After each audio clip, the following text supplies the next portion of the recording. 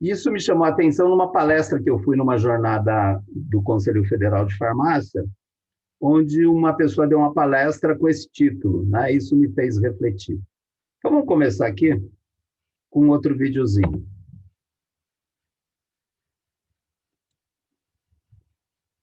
Esse vídeo, que é do Carl Sagan, ele estava coordenando um projeto da NASA de uma nave que ia para Saturno. E aí, num determinado momento, ele vira a nave para fotografar o que estava atrás da nave.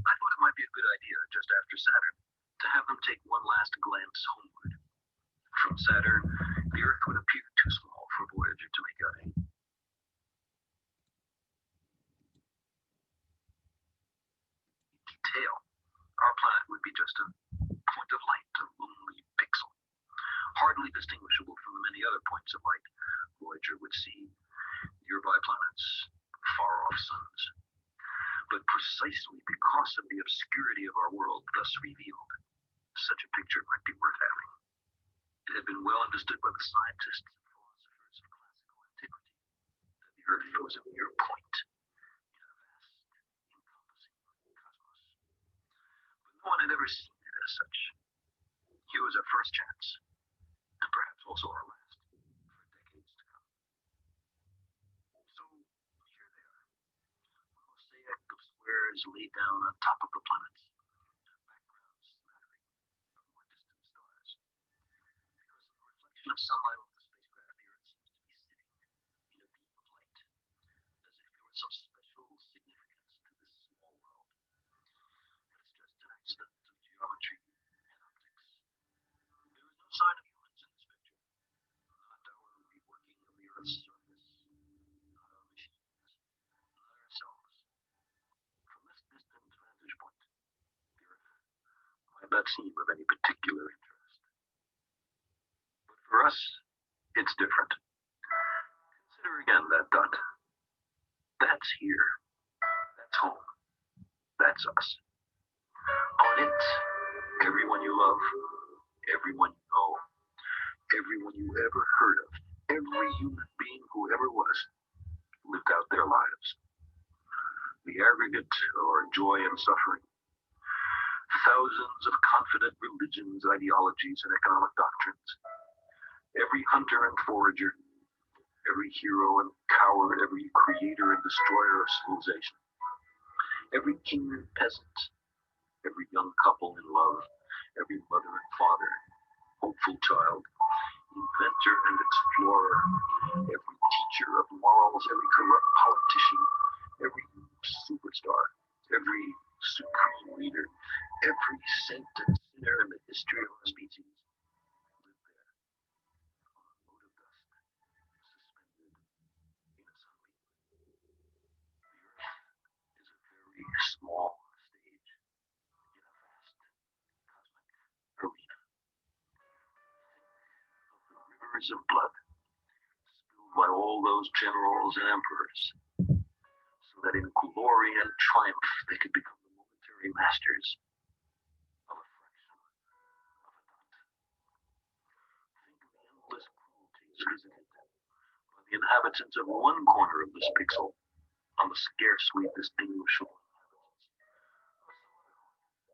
How frequent their misunderstandings, how eager they are to kill one another, how fervent their hatreds. Our posturing, our imagined self-importance, the delusion that we have some privileged position in the universe, are challenged by this point of pale light. Our planet is a lonely speck in the great enveloping cosmic dark. In our obscurity, in all this vastness, there is no hint that help will come from elsewhere to save us from ourselves. The Earth is the only world known so far to harbor life. There is nowhere else, at least in the near future, to which our species could migrate. Visit? Yes. Settle? Not yet. Like it or not, for the moment, the Earth is where we lay our stand. It has been said that astronomy is a humbling and character building experience. There is perhaps no better demonstration of the folly of human conceit than this distant image of our tiny world. To me, it underscores our responsibility to deal more kindly with one another and to preserve and cherish the pale blue dot, the only home we've ever known. O único ponto no universo onde ainda existe vida. Uma lição de humildade, né? Na medida em que a gente muitas vezes acha que sabe muito. No verão de 2017, inúmeras florestas na Europa, né? O verão foi muito intenso e muitas regiões, né, pegaram fogo. Mesmo o que está acontecendo aqui no Brasil recentemente. Em Portugal, houve um acidente lá que matou 30 pessoas numa rodovia, que eles não conseguiram fugir da queimada, próximo dessa região aqui. E essa foto aqui viralizou na internet. E viralizou por quê? Porque todas as árvores em volta desse sítio, dessa chácara, queimaram. Todas. Menos esse sítio aqui. Essa imagem teve mais de 4 milhões de visualizações na época. E aí eu pergunto para vocês, o que se questionava? Por que não pegou fogo nesse rancho aqui? Por que essa casa não pegou fogo? Por que essa região aqui, ó, esse curtinho espaço aqui não pegou fogo?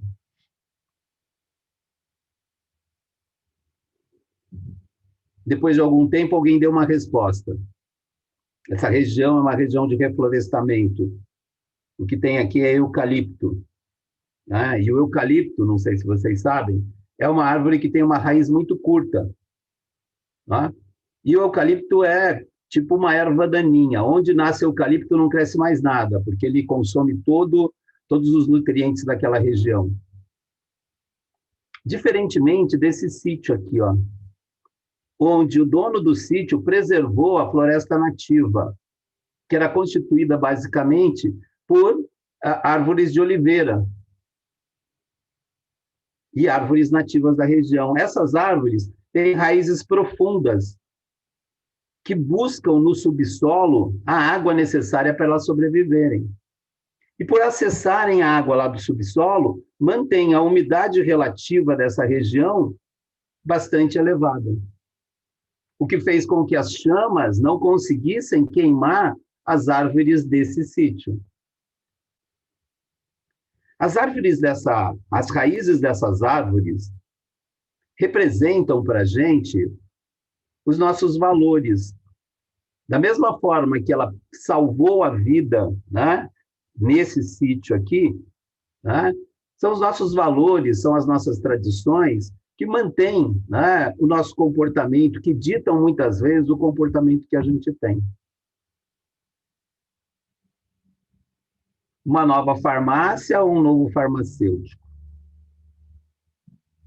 Alisson, nessas duas imagens aqui que representam a farmácia, com que imagem você mais se identifica? Com a da esquerda ou com a da direita? Pode abrir o seu áudio aí e responder.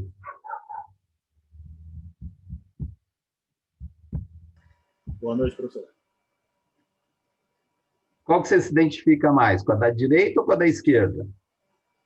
Eu particularmente com a da direita, professor. A da direita. Sim. Marina, com qual que você se identifica mais? Com a da direita ou da esquerda?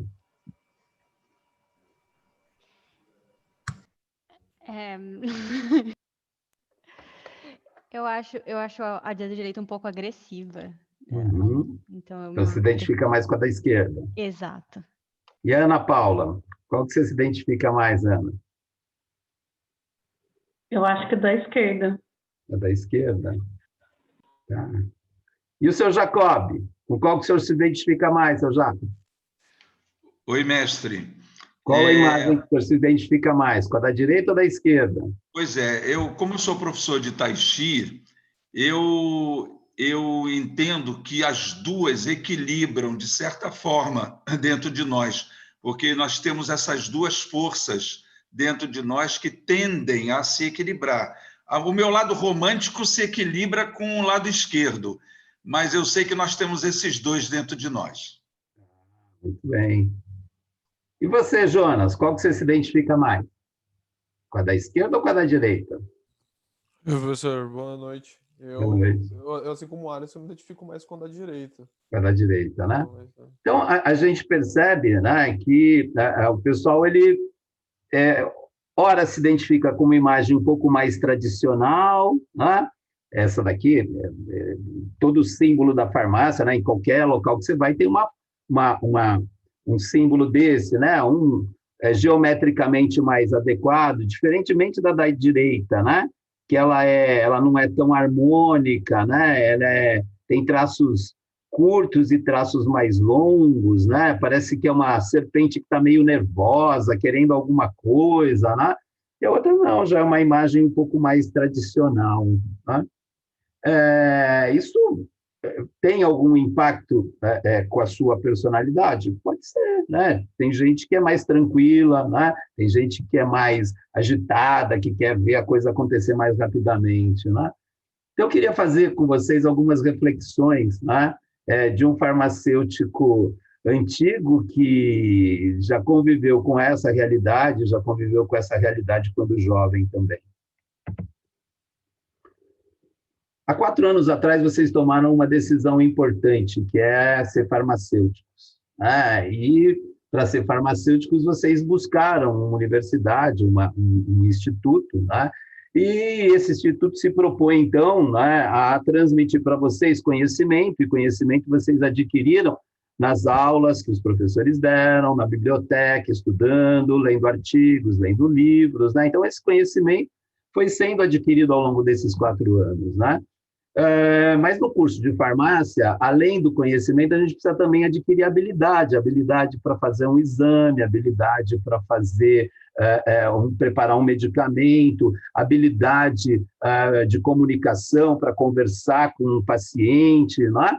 E conhecimento, habilidade, vocês tiveram ao longo do curso um pouco mais intensamente, um pouco menos intensamente, né? Mas vocês adquiriram, né, conhecimentos e habilidades, vocês já estão quase aí terminando o curso, né? Então, ao longo desse período, vocês adquiriram. Entretanto, tem um outro requisito extremamente importante para o desenvolvimento da atividade profissional, que muitas vezes a faculdade não ensina, né? Que é a atitude. Né? A atitude a gente percebe, né? Ajudando um ceguinho aqui a atravessar a rua, né? Ajudando a moça bonita aqui a trocar um pneu do carro, né? Ajudando a senhora idosa aqui a entender como ela toma os seus medicamentos, né? Ajudando um ao outro a fazer uma prova, a fazer um exercício, a fazer um trabalho, e isso vocês exercitaram, né, inúmeras vezes ao longo desses 4 anos. De forma que as atitudes representam um trabalho colaborativo, né? Ainda mais no dia de hoje, né? No mundo atual, onde todas as atividades elas requerem uma colaboração, é um trabalho colaborativo que a gente tem. Né? Só que, muitas vezes, não está lá na grade ensinar os alunos a terem atitude. Né? A gente percebe algumas atitudes, né? Decorrente de um exemplo que um professor dá, de uma situação que é colocada, né? De uma avaliação que é colocada por alguém, uma história, uma parábola que é contada, como a gente já fez no nosso bate-papo de hoje. Eu queria falar com vocês de tradição. Esse aqui é a entrada da Faculdade de Farmácia da Universidade de Granada. E lá a gente já vê o símbolo da farmácia lá, que lá é bordô, e não amarelo, como aqui no Brasil. Tá? Então, na entrada você encontra aqui. E lá os alunos têm aula o dia inteiro. E nesse local aqui, nesse comedor aqui, onde eles tomam os seus lanches, fazem as suas refeições, a gente encontra quadros. né, com o nome de todas as turmas que se formaram nessa universidade. Eles têm aqui uma sala de aula que é uma verdadeira farmácia, onde eles aprendem o dia a dia da farmácia, na prática, na vivência. Mas além de estudar, né, além de adquirir habilidades, eles também gostam de jogar bola, de fazer atividade física, e fazem torneios interfarmas, como aqui no Brasil se faz também, né? E como todo farmacêutico, né, quando eles vão viajar para fora, eles passam por uma fábrica de cerveja, né, lá na Galícia, né? Porque todo farmacêutico gosta de beber alguma coisa, né? Em Portugal, aqui é a foto da faculdade de farmácia, né, os farmacêuticos, não só os farmacêuticos, todos os cursos de graduação utilizam essa capa, né, que se assemelha à capa do Harry Potter, porque a escritora do Harry Potter morou muito tempo em Portugal, morou muito tempo em Coimbra, né, essa aqui é a faculdade de farmácia de Coimbra. E aqui são os calouros sendo recepcionados, né, então... E aqui vocês veem os calouros de medicina, porque a faculdade de medicina fica do lado da faculdade de farmácia. E aqui os calouros fazendo uma reverência aos veteranos, que são aqueles alunos que têm um conhecimento maior, né? Já estão lá há algum tempo. E nesse ambiente aqui eles convivem, eles desfrutam, né, os momentos bons e os momentos difíceis da sua vida. Eles também desenvolvem atividades culturais, né?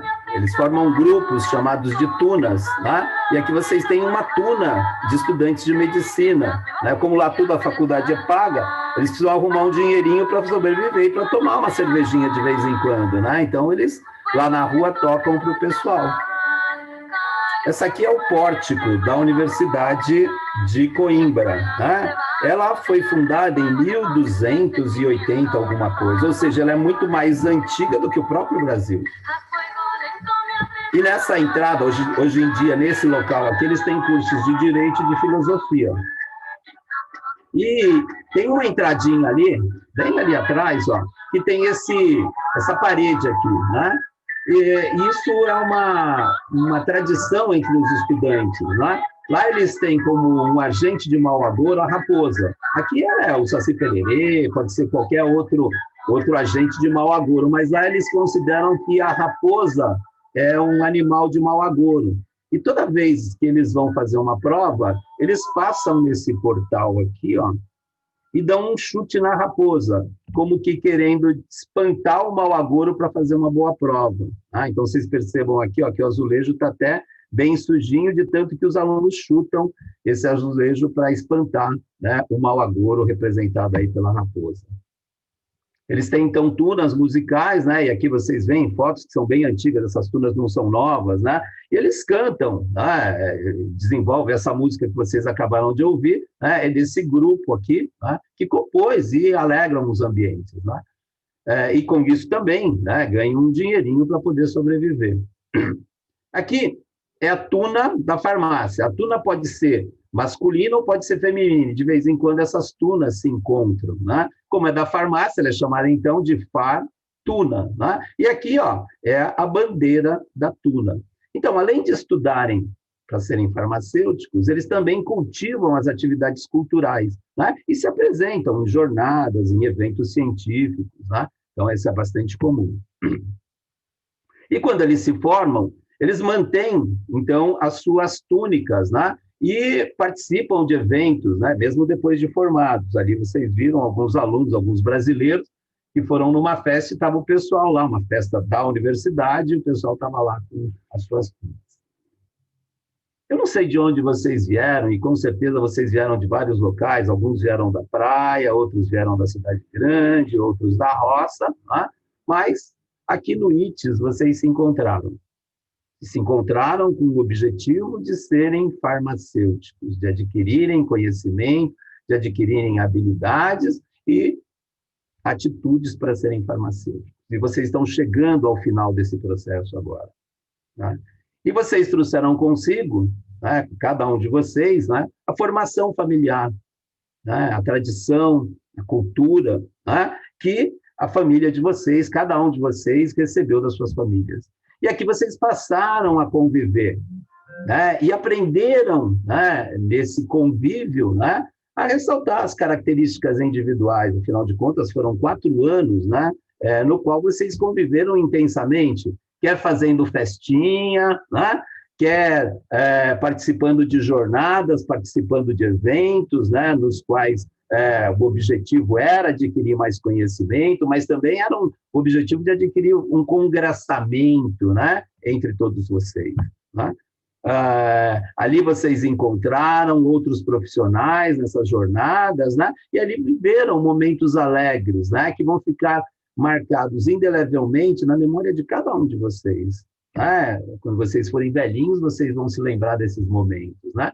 E quantas festinhas vocês não fizeram para comemorar o aniversário de alguém, o aniversário de um professor, o aniversário de um amigo, né? Ou alguma coisa que vocês achavam que era importante comemorar, né? E aí a gente vê o rosto com a alegria, demonstrando a alegria de vocês, né? Então, isso são aspectos culturais que vocês vão levar para a vida inteira de vocês. E muitas vezes, e quantos grupos não se formaram, né, ao longo desse convívio, né? Grupos que a gente pode ver, né, ao longo dessas fotos, que gentilmente a representante da turma me enviou para que eu pudesse fazer, então, essa apresentação para vocês, né? Então, a gente vê em cada um desses rostinhos, né, nessas imagens, a alegria, né, de estarem fazendo o curso de farmácia, né, a alegria de estarem estudando para serem profissionais farmacêuticos, mesmo agora, nessa fase de pandemia, onde a gente tem que acabar tomando um cuidado um pouco maior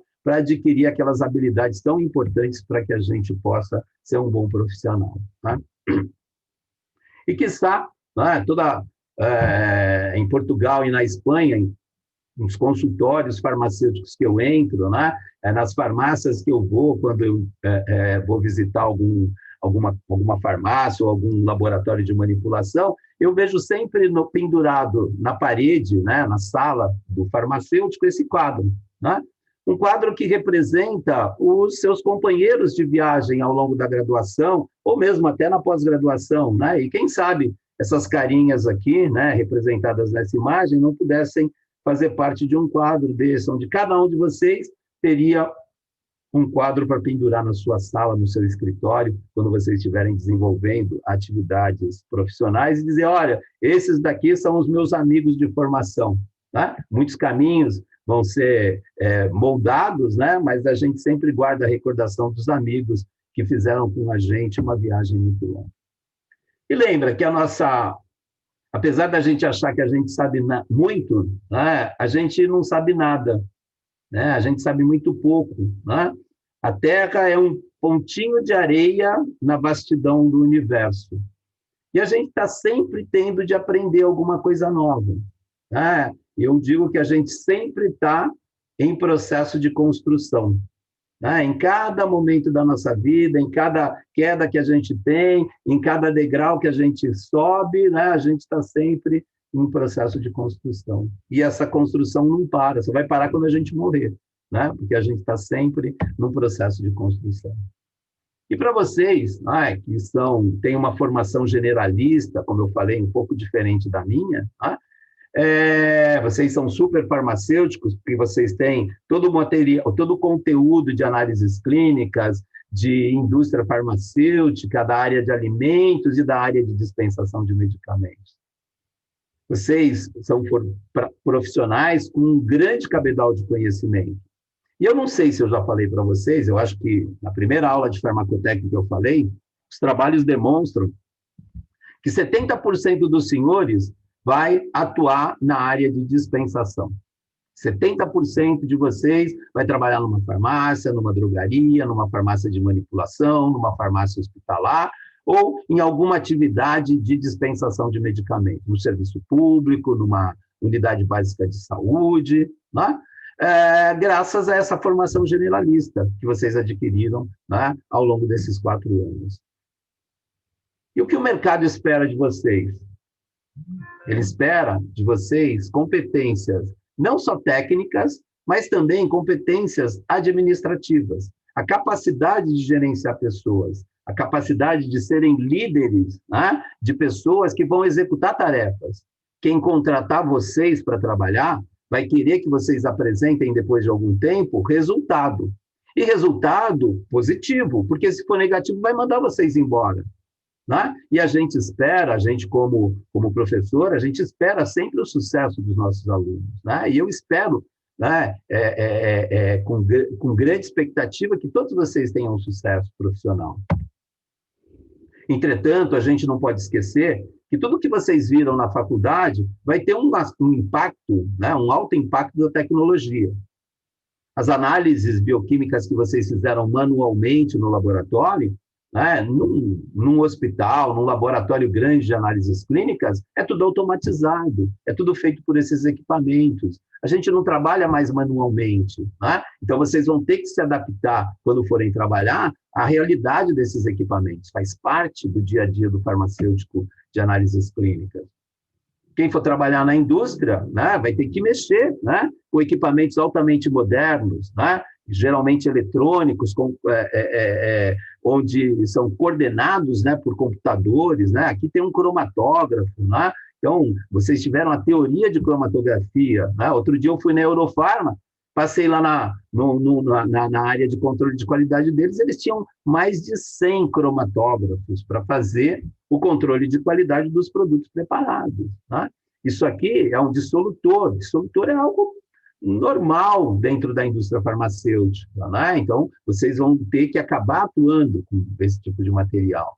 E o armazenamento do material é feito através dessas esteiras, né? Muitas indústrias possuem esteiras rolantes que guardam, gerenciadas até por robôs que guardam o material de uma forma adequada, sabendo como proceder à logística de distribuição do material.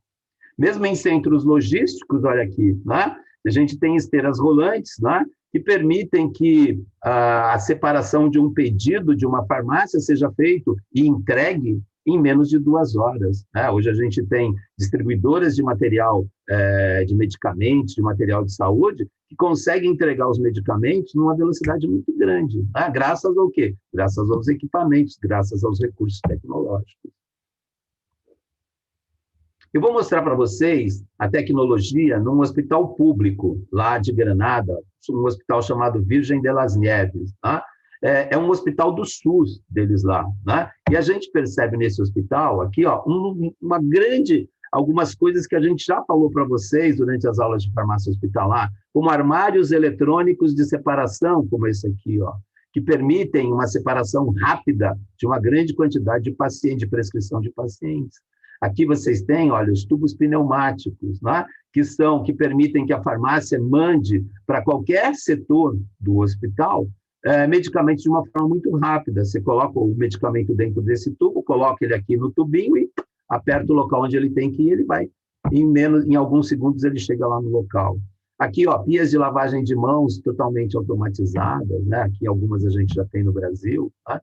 Aqui, olha, um consultório farmacêutico, onde os pacientes que vão receber a sua medicação, né, aguardam, né, nessa sala de espera pela consulta com o farmacêutico, né? Então, todos esses consultórios aqui são de farmacêuticos, né? E dentro do consultório, a gente tem aqui o farmacêutico que fica sentadinho aqui, atendendo o paciente aqui, e quando ele lança um medicamento que ele tem que fornecer para o paciente, né, tem um robozinho aqui, né, uma esteira que fica atrás desses consultórios, que pega a medicação aqui na prateleira, coloca essa medicação numa esteira e o medicamento vem aqui, ó, vem parar aqui.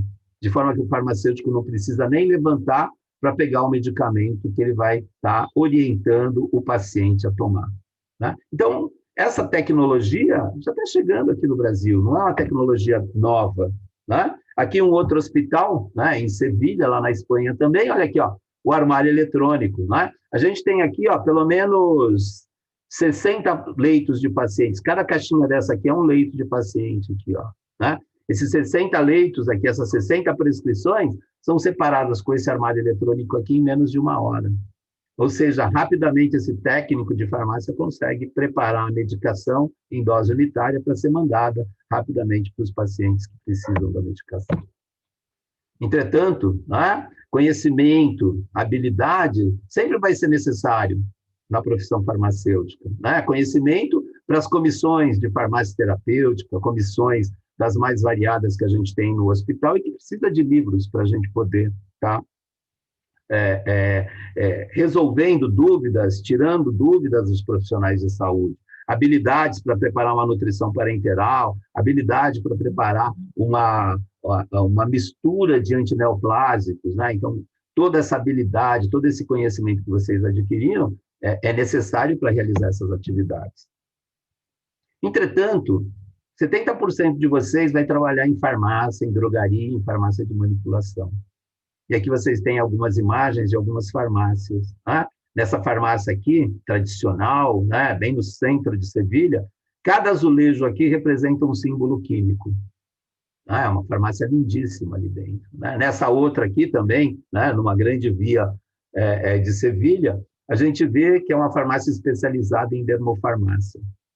Né? Então, ela chama, né, mostra, né, para os usuários, né, essa característica, né, tradicional do curso de farmácia. Por quê? Porque o farmacêutico é um profissional que nasceu junto, antes que a medicina, né, porque antes de fazer o diagnóstico, o homem já tratava suas mazelas. Aqui numa outra cidadezinha, né, no interior de Portugal, onde eu quero chamar a atenção aqui, ó, para uma farmácia que presta serviços farmacêuticos e que contrata nutricionistas para fazer serviços de nutrição. Faz também, né, orientação ao paciente, né, e organiza a medicação que os pacientes vão precisar, utilizando recursos tecnológicos. Essa é uma farmácia, né, que fica numa cidadezinha litorânea de Portugal, chamada Figueira da Foz, que fica dentro de um shopping. E vocês vejam, ela não tem balcão. Né? Aqui as pessoas ficam aguardando aqui, o farmacêutico recebe os pacientes e ele vai lá para uma mesa onde ele vai atender esse paciente. Né? Aqui eles têm uma brinquedoteca para as crianças ficarem se divertindo, né? Enquanto é feito o atendimento. E aqui, olha, tudo isso que está aqui em volta é cosmético ou material médico hospitalar, porque os medicamentos ficam armazenados nesses armários aqui, ó. O paciente não vê o medicamento. Né? E dentro dessa farmácia também tem uma área de manipulação, né? Onde eles cultuam a tradição do farmacêutico manipulador. E aqui vocês têm, né, um consultório onde eles realizam alguns procedimentos, né? Aferição de pressão arterial, realização de glicemia capilar. Vocês têm até aqui um aparelho, um equipamento chamado Reflatron, que permite fazer alguns exames de forma rápida, não com o objetivo de fazer diagnóstico, mas com o objetivo, efetivamente, de fazer o acompanhamento farmacoterapêutico do paciente.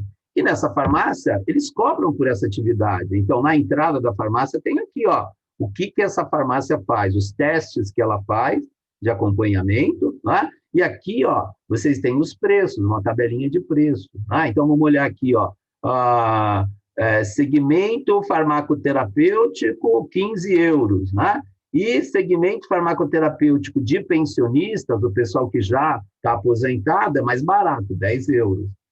Tá vendo? Então, quando a gente fala para vocês de acompanhamento farmacoterapêutico, nós não estamos falando de uma realidade que não existe, ela já existe, ela só ainda não chegou aqui, mas ela vai chegar. Né?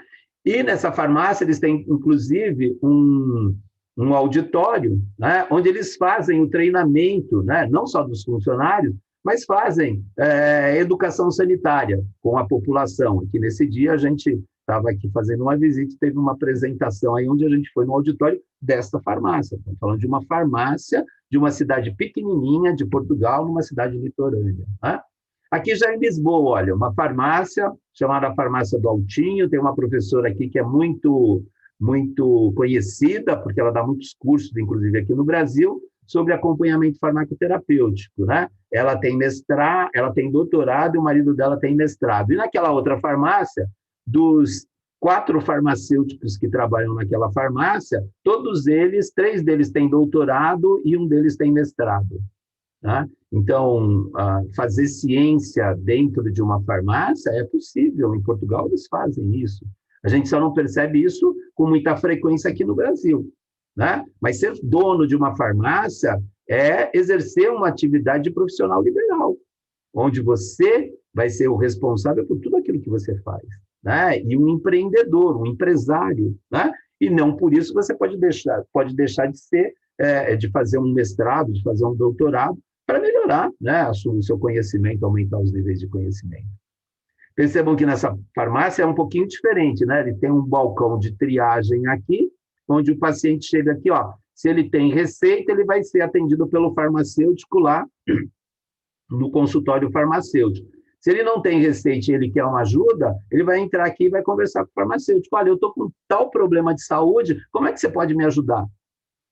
Agora, ele pode ter feito reservado um horário para ser atendido, ele pode estar querendo fazer um exame, ele pode estar querendo aferir a pressão arterial dele. Tá? Então, é uma farmácia um pouquinho diferente da estrutura normal que a gente tem em farmácias aqui no Brasil. E olha aqui, o atendimento, né? Então, aqui, olha, o profissional atendendo o paciente, e aqui um consultório farmacêutico, onde vocês veem aquele quadrinho lá que eu falei para vocês, né? Todos os farmacêuticos têm esse quadro, né? Aqui onde ele pode realizar, então, alguns exames que são permitidos lá em Portugal e que, fatalmente, daqui a pouco chegam aqui no Brasil, né?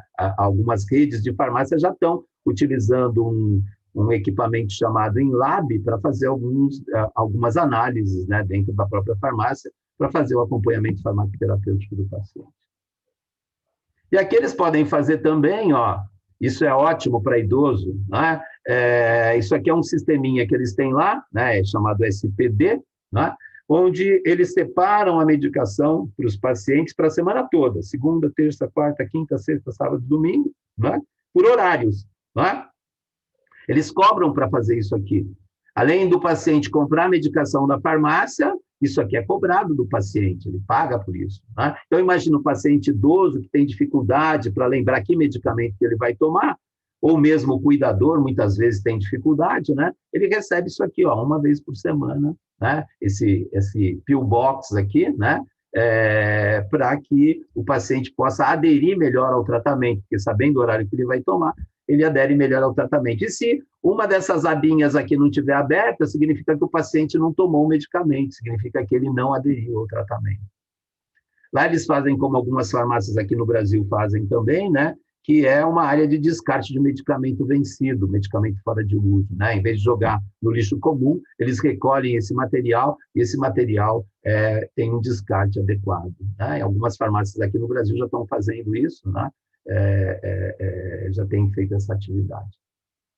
Essa é uma farmácia em Londres, né? Onde o profissional, o paciente chega com a receita, ele coloca a receita aqui, o equipamento escaneia a receita, identifica o medicamento que ele precisa, né? E libera o medicamento, depois que o paciente coloca lá o seu cartão de crédito, né? Para cobrar, ou o seu cartão de seguridade social, né? Para que ele possa, então, receber a medicação. Né? Automaticamente, sem contato com nenhum profissional. Isso já existe aqui no Brasil, ó. A Fazfarma já lançou, né, um equipamento igual uma maquininha de biscoito, né, de Coca-Cola, né, que tem uma rosca sem fim aqui, né, você escolhe o produto que você quer, coloca o seu cartãozinho de crédito aqui, né, e ele vai cair aqui, você abre a portinha e pega o material. O Brasil tem um grande potencial para a automação dessas atividades, né? Isso já é uma realidade aqui no Brasil. O ano passado, na jornada farmacêutica, eu falei para vocês, né? Numa das palestras, né? Que o ambiente da farmácia está mudando. Né? E eu apresentei esse slide aqui, que mostrava a maior rede de farmácia norte-americanas, a CVS norte-americana, que ia transformar 1.500 lojas, né, farmácias, no que eles chamaram de Health Hub. Né? Eu acho que eu já comentei com vocês, o Hub é onde chega, né, um cabo de internet, de comunicação, de informática, e ali ele deriva para vários pontos. Né? Então, os pacientes chegam nesse local e dentro desse local eles vão ter a possibilidade de receber diversos serviços. Né? Eu falei isso aqui foi publicado, olha aqui, né? Em 4 de junho de 2019. Né? Esse ano, agora no mês de setembro, no dia 30 de setembro, o Estadão publicou essa matéria aqui, ó. Raia Drogasil lança marketplace de saúde e anuncia mais 480 lojas. E olha aqui, ó, o conceito de Health Hub, ou Hub de Saúde, chegando aqui no Brasil. Então, aquilo que aconteceu lá nos Estados Unidos, que está acontecendo nos Estados Unidos, já está vindo para cá. E as farmácias, principalmente as redes, né, que têm um grande potencial, elas já se perceberam disso. Né? E estão transformando essas farmácias em hubs de saúde, onde não vai estar disponível só medicamento, mas uma infinidade de serviços. Isso abre uma fronteira nunca antes imaginada pelo farmacêutico. Por quê? Porque o farmacêutico estava acostumado a trabalhar num ambiente onde ele trabalhava só com medicamento. A tecnologia está permitindo que o farmacêutico possa vislumbrar outros horizontes. E vocês, né, como futuros farmacêuticos, é que vão atuar nesse novo horizonte que está sendo criado. E o que a sociedade espera do farmacêutico? Que ele entregue medicamentos para o paciente? Que ele faça apenas a dispensação dos medicamentos? Não. A sociedade espera que o farmacêutico tenha um papel muito mais importante, um papel social, que ele reduza a morbimortalidade associada a problemas relacionados ao uso de medicamentos. É esse o papel que 70% de vocês vai desenvolver quando vocês estiverem desenvolvendo atividade profissional lá na farmácia de manipulação, lá na farmácia hospitalar, lá na distribuidora. Isso é tão importante, né? Olha aqui uma notícia, né? Lá da Espanha, né? E não é nova, né? Isso aqui é de 2011, tá vendo? A diabetes representa de 15% a 20% do gasto sanitário espanhol. Ou seja, a Espanha, que é um país do tamanho de São Paulo, gastava em 2011, né, 15% a 20% do seu orçamento em saúde para tratamento de diabetes. Trabalhos, né, realizados na Espanha demonstram que a implantação do acompanhamento farmacoterapêutico dos pacientes nas farmácias reduz em muito esses gastos. Por isso que o governo espanhol financia, né, e estimula o acompanhamento farmacoterapêutico realizado pelas farmácias espanholas. E qual o futuro de vocês que estão se formando? Uma farmácia tranquila, uma farmácia passiva, ou uma farmácia agressiva, uma farmácia nervosa, uma farmácia que quer mudanças e que está se preparando para essas mudanças? Uma nova farmácia ou um novo farmacêutico? Eu quero crer que essa nova farmácia ela só vai ter sustentação se a gente tiver também um novo farmacêutico. Um novo farmacêutico com uma mentalidade mais aberta. O que eu mais ouço nos grupos de WhatsApp que eu participo com farmacêuticos é farmacêutico reclamando que ganha mal, que trabalha muito, que não é valorizado. Isso acontece com todas as profissões. O que a gente tem que ter é uma atitude positiva frente às dificuldades que a gente vai encontrar na vida. Porque se a gente não tiver essa atitude positiva, a gente vai ficar amassando barro. Porque todo mundo reclama, reclamar faz parte do normal, reclamar é tradicional. Mas assumir essa reclamação e fazer algo construtivo para mudar essa situação, esse é esse símbolo mais agressivo. Todos vocês querem sucesso. Ninguém entrou na farmácia para continuar com o mesmo status. Todo mundo quer ter sucesso, todo mundo quer ganhar mais. Vocês querem isso. Né? E aqui está um bom exemplo, né? Farmacêutico, dono de uma grande indústria farmacêutica lá no Paraná. Muitos farmacêuticos saem aqui de São Paulo para trabalhar nessa indústria farmacêutica. Né? Só que esse farmacêutico não chegou ali por acaso. Né? Ele teve que trabalhar muito para chegar na posição onde ele está. E como obter sucesso hoje em dia, num mundo que a gente chama, o termo que a gente usa para esse mundo é VUCA, né? Que é o acrônimo de um mundo volátil, incerto, complexo e ambíguo, onde os valores são deturpados todos os dias. Todos os dias, valores tradicionais da vida das pessoas é deturpado. Onde a incerteza é muito grande. De onde vem essa incerteza? Da própria tecnologia. Ainda mais agora, nesses tempos de Covid, né? A complexidade, né? Da gente, de repente, estar fazendo as coisas de casa, em home office, para não se contaminar, né? Com esse vírus. né? A volatilidade que os filósofos chamam de uma sociedade líquida, uma sociedade onde os valores escorrem pela mão. O que é certo hoje, amanhã pode não ser certo.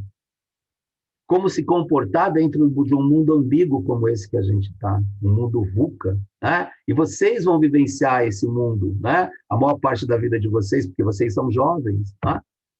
E qual o caminho? Que caminho vocês devem seguir?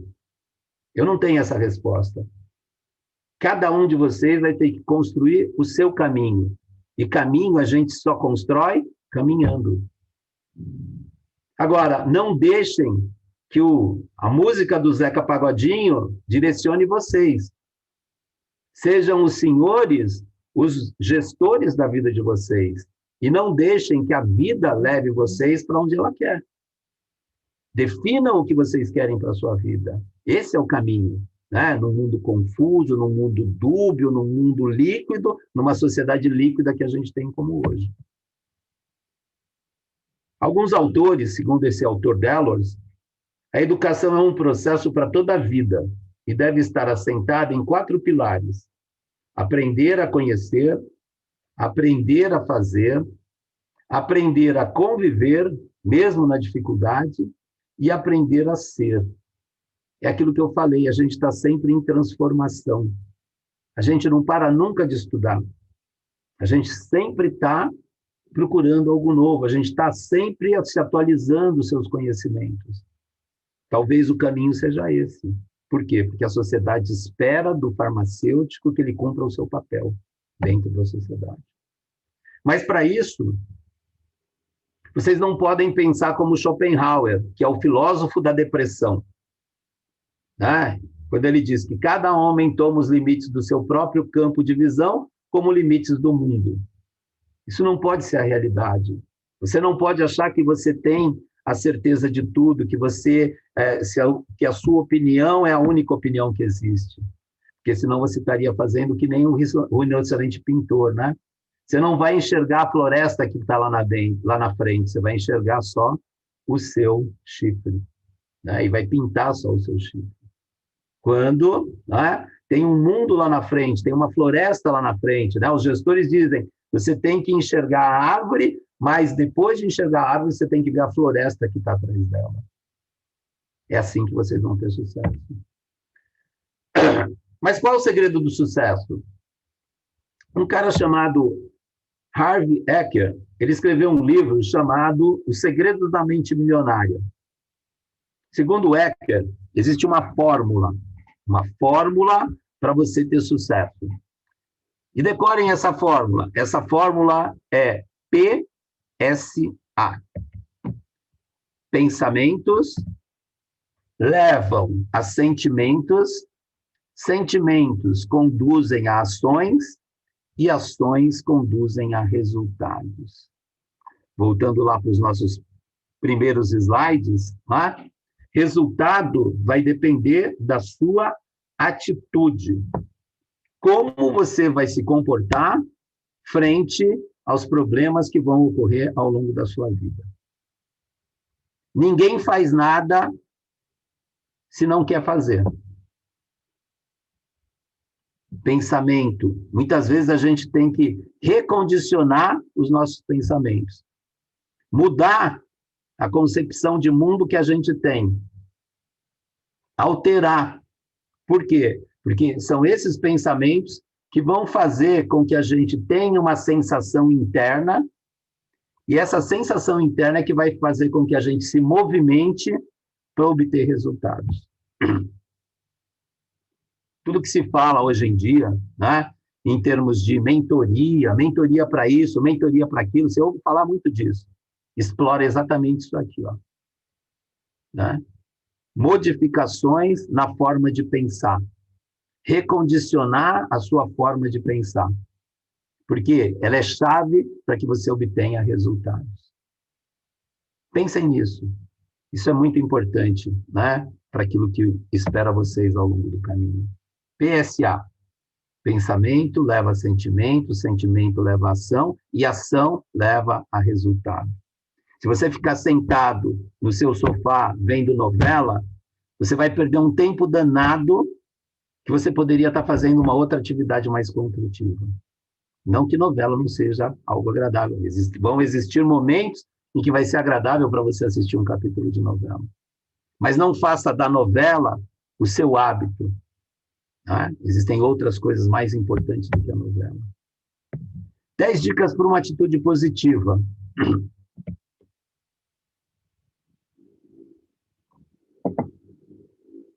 Use uma linguagem positiva. Seja alegre, mesmo nos momentos difíceis. Né?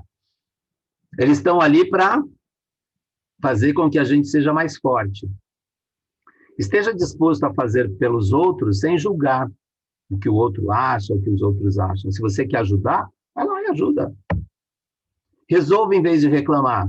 O que eu mais vejo é a gente reclamando. Né? Poucos trazem uma solução. Né? E quando alguém te traz uma solução, fala, pô, esse cara é bom.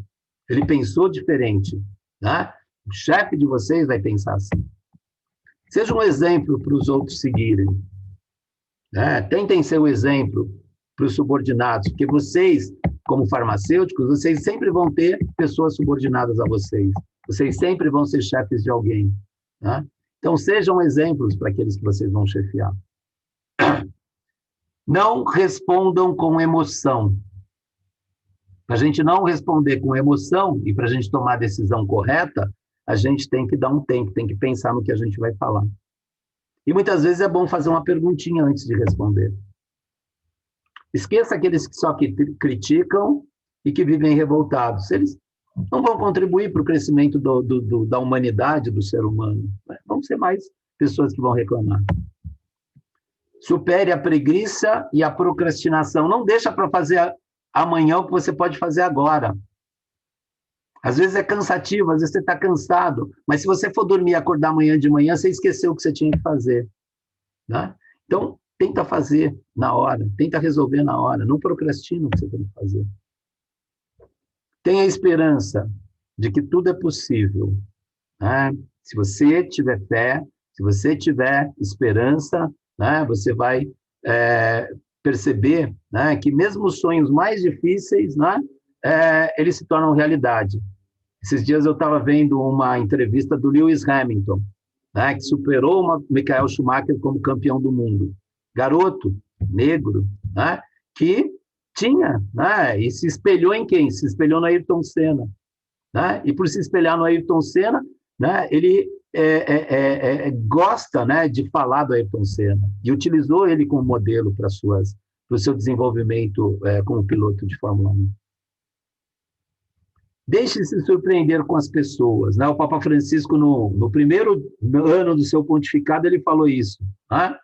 Tenham esperança, tenham fé e deixem-se surpreender com as pessoas. Né? Eu sempre espero me surpreender com alguma atividade que eu faço com os meus alunos. Né? E muitas vezes eu me surpreendo de forma muito positiva. Né? Então, deixem-se surpreender com as pessoas que vocês trabalham.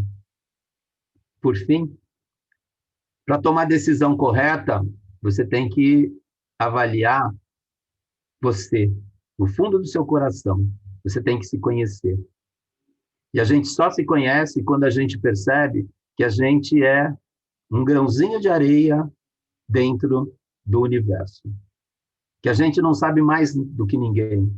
Que a gente está aqui para ajudar as pessoas.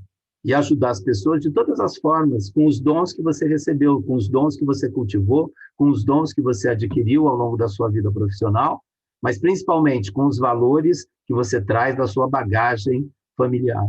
Isso é extremamente importante.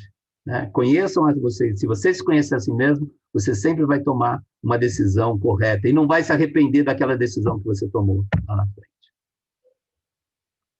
Eu não sei se vocês já ouviram um texto, que é um texto de um cara chamado Napoleão Hill. O Napoleão Hill, ele era um repórter que muito jovem resolveu pesquisar, e ele foi bancado por um bilionário que queria saber qual o segredo da mente dos milionários. É um americano, e ele ficou durante 20 ou 30 anos estudando, conversando, né, com as pessoas mais ricas dos Estados Unidos. E, ao final, né, ele escreveu um livro, né, de muito sucesso, né, E nesse livro ele fala a filosofia do sucesso. Muita gente, e eu tenho aqui no meu armário, né, isso aqui grudado na porta do meu armário, que é a filosofia do sucesso. Algum tempo atrás eu até sabia de cor. Né? E a filosofia do sucesso diz o seguinte: se você pensa que é um derrotado, você será um derrotado. Se não pensar quero a qualquer custo, não conseguirá nada.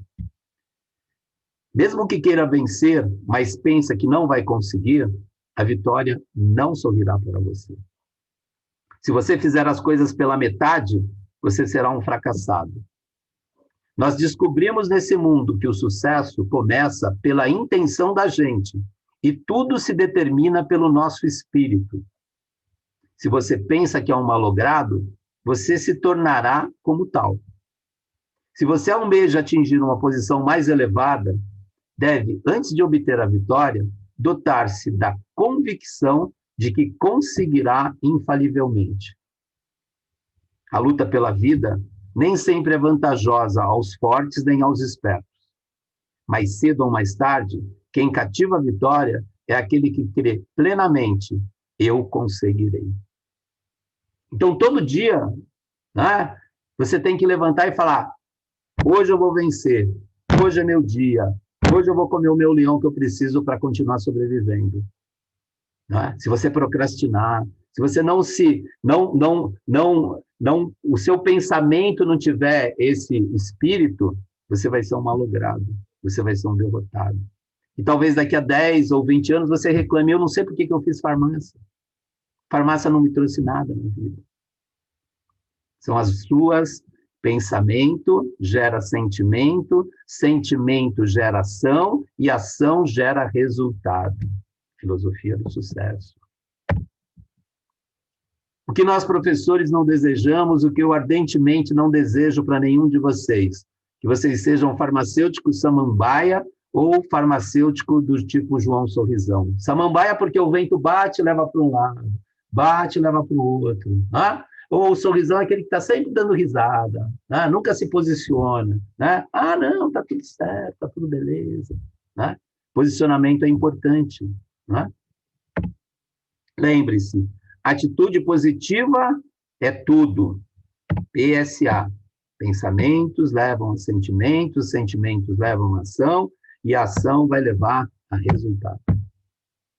Quer um bom exemplo? Meu amigo, ex-aluno, Kleber dos Santos.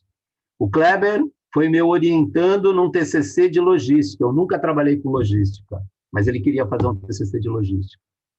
Né?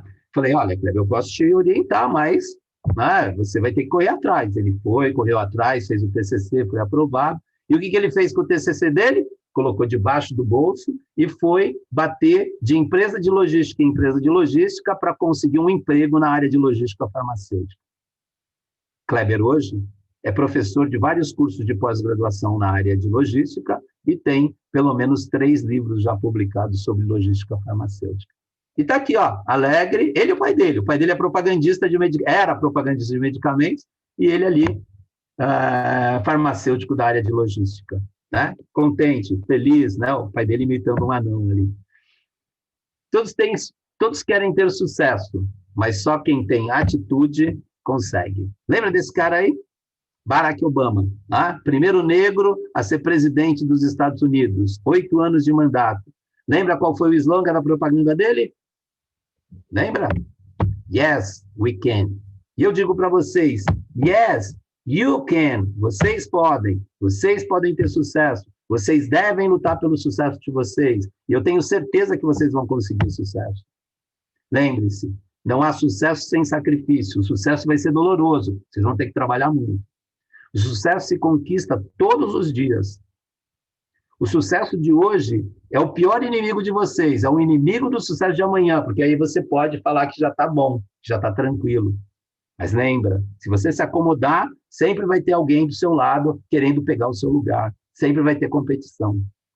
Nenhum conselho sobre sucesso funciona se você não tiver atitude. Não adianta eu falar nada aqui, a gente ficar aqui 1 hora conversando sobre esse tema, Se você não terminar, ao terminar essa apresentação, você não falar, não, hoje eu quero ter atitude, eu vou assumir a atitude na minha vida. Né? PSA, vou lembrar sempre dessa formulinha mágica que o professor me falou, que é a fórmula para ter sucesso.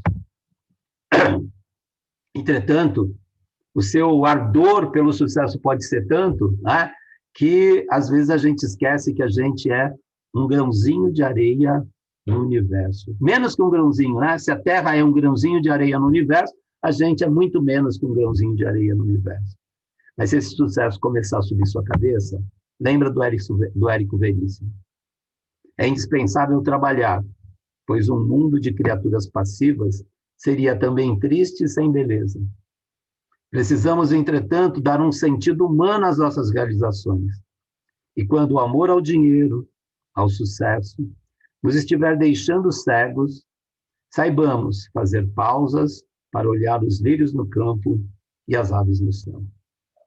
Que vocês saibam fazer pausas, né, nessa busca pelo sucesso, para olhar o mundo ao redor de vocês.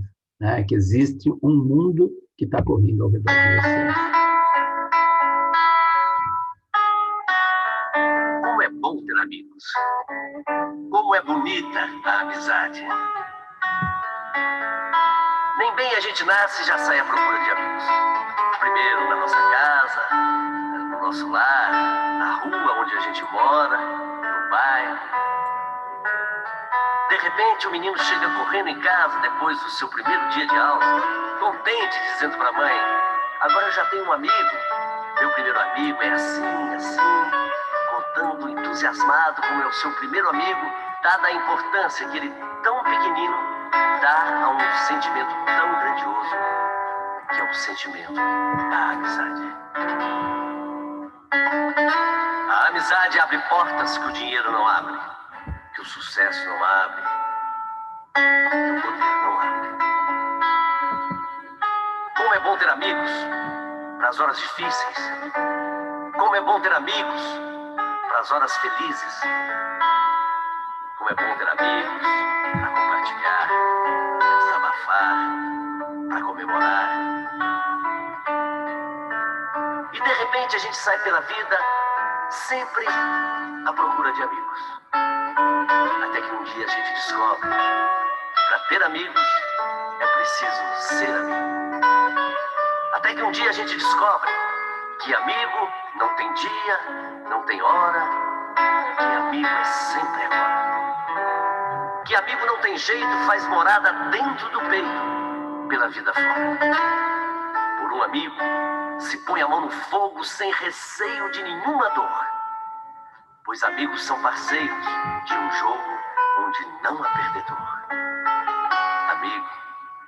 Amigo é feito agulha no palheiro, é meio a meio e os dois inteiros. Amigo é sincero e dá de 10 a 0 na força do poder e do dinheiro. Amigo é aquele que nos representa em qualquer lugar, a gente estando ou não estando lá. Aliás, é como se a gente estivesse lá, na figura do amigo. E é por isso que se diz que é difícil ter amigo. Pois ser amigo não é fácil, não.